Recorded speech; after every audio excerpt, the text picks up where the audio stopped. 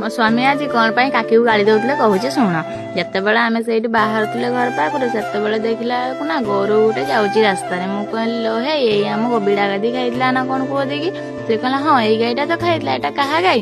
ମୁଁ କହିନି ଏଟା ବୋଧେ କାକି ଘର ଗାଈ ହେଇଥିବ। ତାପରେ ଗଲା ବେଳକୁ ମୋ ବଡ଼ ମା ସେଠି ବସିକି ଖାଉଛନ୍ତି ପଖାଳ। ମୁଁ କହିଲି ଲୋ ହେ 4ଟା ହେଲାଣି ପଖାଳ କ'ଣ ପାଇଁ ଖାଉଛୁ? ଶୀତ ଲାଗୁନି ନା?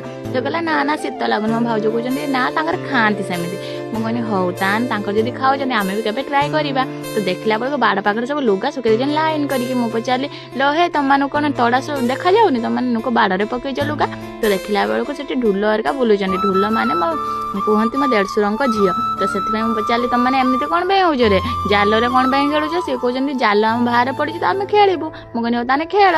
ସେ ଗୋଟେ ଟେଡି ଧରିକି କନମନ ହେଉଥିଲେ। ମୁଁ କହିନି ଗୋଟେ କଟିଆଟେ କୁକୁର ଛୁଆ କ'ଣ ବାହାରିଲା।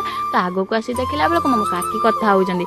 ସେତେବେଳେ ମୁଁ କହିଲି କାକି ତମେ ଏଇଠି ଠିଆ ହେଇଛ, ସେଠି ନାହିଁ ତମ ଗୋରୁ ଆମର ସବୁ ଖାଇ ଦେଇ ସାରିଲାଣି ନା? ମୋ କାକି କହିଲେ ହଉ ଖାଇଲା କିସ ହେଲା କି ଛଡ଼ା ଦିନିଆ ଖାଇବ। ତ ମୋ ସ୍ୱାମୀ ଆସି କହୁଛନ୍ତି ଛଡ଼ା ଦିନିଆ ଖାଇବ କେନା? ଆମ ଗାଦି କ'ଣ ଖାଇବା ପାଇଁ ଲେଖା ହେଇଛି ନା କ'ଣ? ସେତେବେଳେ ମୋ ଠାକ ଆସିଲେ। ମୁଁ କହିନି ଠାକା ପା ଦେଖ ତ ଏମାନେ କେମିତି ଗୋରୁ ଛାଡ଼ିକି ଆମ କୁଟା ଗାଦି ଖୋଇ ଦେଉଛନ୍ତି। ସେଥିପାଇଁ ଆମେ ଦେଖିଲା ବେଳକୁ ମୋ ବଡ଼ ମା ଯାଉଛନ୍ତି ଗୋବର କୁଡ଼ିତେ। ଆପଣଙ୍କ ଗାଁରେ ଗୋବର କୁଡ଼ିତେ ଯାଆନ୍ତି ନା ଯାଆନ୍ତି? ନିହାତି କହିବେ ତ।